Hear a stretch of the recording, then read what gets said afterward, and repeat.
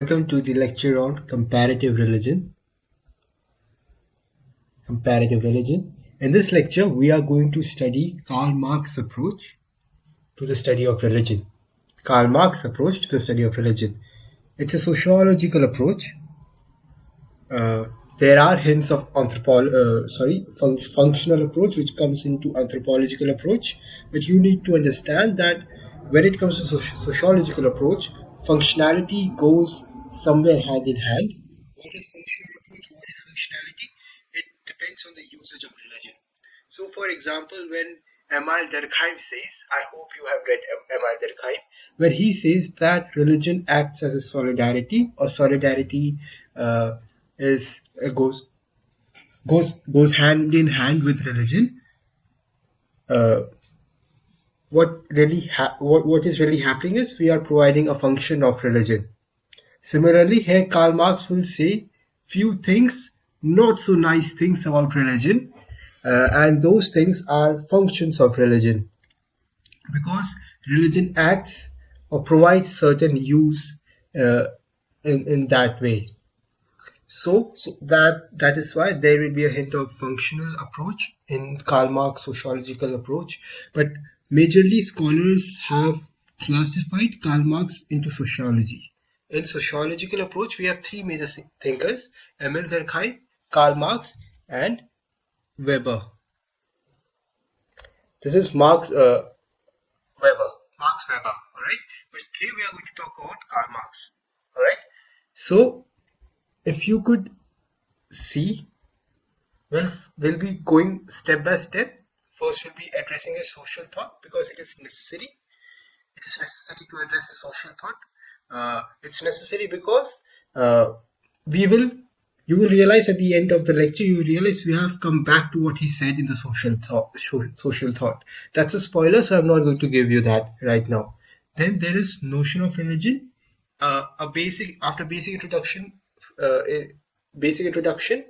about social thought. We'll go into his notion of religion, how society, how he sees religion. All right. Then few functions of religion. As I said, a not so nice view about religion. It's an instrument of oppression according to him, and we'll be explaining why he thinks so. Lastly, why is religion an ideology? So Marx has this key term ideology, and in order to understand that, you will have to go through social thought. That's why it's in the top. So what is ideology? We'll dwell into what is ideology according to Marx. You may have heard in recent times, if you keep up with philosophers of these times, you may have heard Slavoj Zizek saying ideology, ideology, and ideology. We'll understand what is ideology according to Marx. And lastly, religion as a superstructure. Why it's, uh, so we will addressing the last point as well. All right. So the first point is social thought. Uh, well, it won't be very proper to call it just a social thought because in this point we'll also be dwelling some few of his metaphysical aspect as to how he sees world.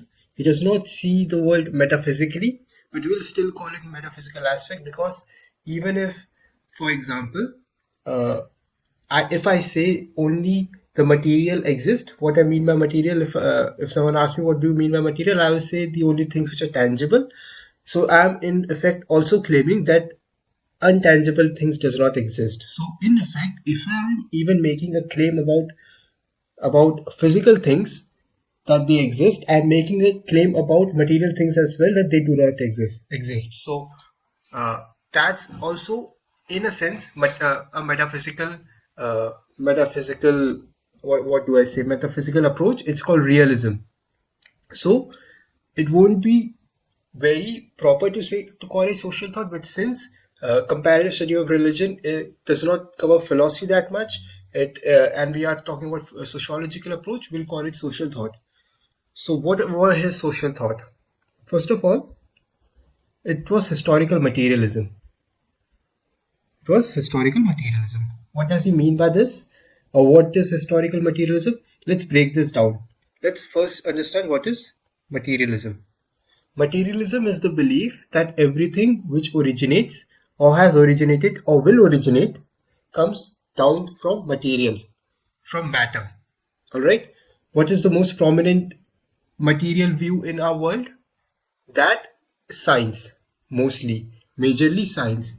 If we do not dwell into the idea of multiverse or string theories, even string theory comes into materialism as far as I can, as far as my mind or my intellect tells me. But if we do not delve into multiverse theory, we can say that materialism is the basic of all things. So, according to Marx as well, materialism was the basic basis of everything which is, or which will be, or which was. All right. So, when we come to which was, we come to historical or history. So, his key idea is historical materialism. In this thing, he was, in a sense, uh, influenced by Hegel. From Hegel's thesis of, uh, it was not actually Hegel, it was Fichte, it was Fichte. But these three terms, which three terms? Thesis, antithesis, and synthesis. These three terms are very much associated with whom? Hegel. And Marx was, in a sense, influenced by Hegel. Not only and Hegel, Marx, these two guys influenced Lacan. Lacan and these three guys in total influenced Zizek. I'm talking about Zizek. I'm sorry. I will come back to historical materialism. So Marx was influenced by Hegel. Hegel was influenced, or they were in tandem, not influenced. They both Hegel and Fichte. Uh, was in a sense influenced by Hegel was in a sense influenced by Fichte, who used these three terms: thesis, antithesis, and synthesis. What is this, and why is it related to historical materialism? So, according to Marx, history, the human history has originated with these three things in a mind, not in a mind, but materially from these three things. For example, he gives an example of agricultural city or agricultural civilization. In agricultural civilization, there was a contradiction between the people having agricultural land and people not having agricultural land. That lead to feudalism.